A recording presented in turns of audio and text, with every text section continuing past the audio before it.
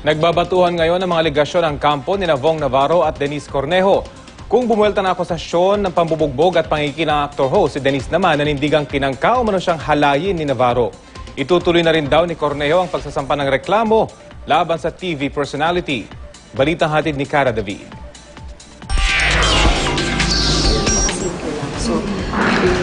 Kusang loob na nagpa-interview sa GMA News si Denise Cornejo, ang babaeng nagreklamo ng attempted rape sa aktor na si Vong Navarro. Iginiit ni Denise, walang katotohanan ng mga paratang laban sa kanya ni Vong. Siya raw ang tunay na biktima at handa siyang lumaban para sa hustisya. Hindi ko kailangan umiyak, hingi ng simpatya ng maraming tao para maawa sa akin. Kung merong mang biktima dito at inosente, ako yon, wala nang iba. Model at stylist si Denise. Aniya, nagkakilala raw sila ni Vong sa isang shop ng sapatos. Naging magkaibigan sila pero hindi magkarelasyon. Kuya lang daw ang turing niya sa aktor. Ilang beses daw siyang niyayaya ni Vong na lumabas pero hindi raw siya pumapayag. Noong January 17, nagdesisyon raw siyang kitain na ang aktor. Sa palitan nila ng mensahe, tila ayaw ng dalaga na papasukin sa condo unit ang aktor. Pero kalaunan, pumayag rin siya dahil may parating naman daw siyang ibang kaibigan. Nakita kami noong January 17 pero wala pong nangyari. Pumunta po siya dahil kaibigan ko po siya, pinayagan ko po siya. Tapos, nag-usap kami, kwentuhan, at alam niya at alam ko na may papunta rin po akong kaibigan na pupunta din sa condo ko. Noong gabi ng January 22, nagsabi raw si Vong na maghahati dito ng pagkain sa condo unit ng dalaga. Pumayag si Denise dahil alam niyang parating na rin ang mga kaibigan niyang sina Bernice at Cedric Lee. May lakad raw kasi sila nung gabing iyon. Nang pumasok si Vong, maayos pa raw itong nakipag-usap. Kasi ano siya parang yung companionship, parang di ba po, komedyante, parang makulit lang. So ako naman po, dahil parang trato kong kapatid sa kanya, parang kuya.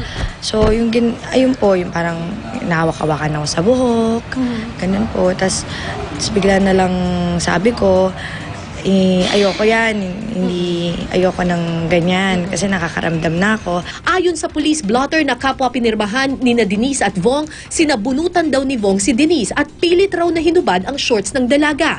Pero nanlaban ito. Hiniga niya po ako, tapos po, yun, pinaghihilan niya ako, nakalmot, may mga kalmot nga po ako. Tapos biglang inubad niya po yung pants niya. Tapos yun, inubad niya po yung pants, tapos pinipilit niya po. Hindi natuloy ang tangkang panggagahasa dahil dumating ang mga kaibigan niyang sina Cedric Lee na aktuhan nila ang ginagawang panghahalay umano ni Vong Navarro. Hindi na nakita ni Denise ang pambubugbog kay Vong. Nagkita na lang daw silang muli sa police station at may nakuha raw na sex pills sa bulsa ng aktor. Nireport po natin kung ano ang nangyari, so may mga pulis naman po doon. So, yun po, hindi ko naman po alam yung mga sex pills or yung mga tablet. Hindi ko rin nga po alam yun eh. Saan nila nakuha yun? Sa bulsa po niya mismo. Itinanggi ng kampo ni Denise na set up ang buong pangyayari. Napakagaling naman po namin kung ma-set up po yung ganun. Tsaka kung ma-set up po namin yun, alam ko pong, ba't napaka-influensya niyang tao eh. Kakalat at kalat din yan. Sino bang sinira namin? Pangalan namin, reputasyon namin. Bakit ko pa siya dadalhin sa police station? Kung tutusin, pwede nga ako nandun. Pwede naman niya hindi pirman. Bakit niya pinirmahan? Bakit siya sorry na sorry sa akin? Tsaka, doon pwede siya sumaklolo. Ba't di niya ginawa yun? Wala rin daw silang balak na manghuthot ng pera. Katunayan, si Vong Pangaraw ang nag-alok ng pera bilang kabayaran sa mga nasira sa condo unit ng dalaga.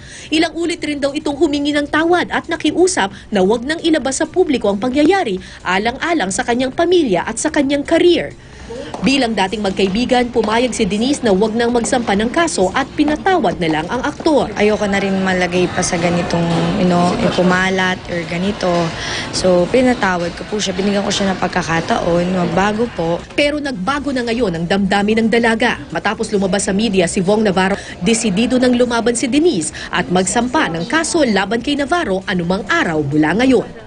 Pero ngayon, magpa-file ka na ba ng kaso laban sa kanya? Opo, magka-file po ako ng case dahil unang-una pinangalanan po ako na nalaman ko lang po sa mga kaibigan ko at na may history din po, nag-text din po sa akin yung mga random people na nagpapasalamat po sa akin dahil isa din po mga minanyak din po ni molestya, yun po ni ni Vong. Ito lang masasabi ko sa'yo, if you want justice, I will give you the real justice. Nilinaw rin ni Denise na wala siyang kinalaman kay GMA Network Chairman and CEO Felipe L. Gozon na nakitang may litrato sa kanyang Instagram account. Nagkataon lang daw na nagpakuha siya ng litrato noon sa isang event kasama ang kanyang lolo na dating taga-GMA. I apologize that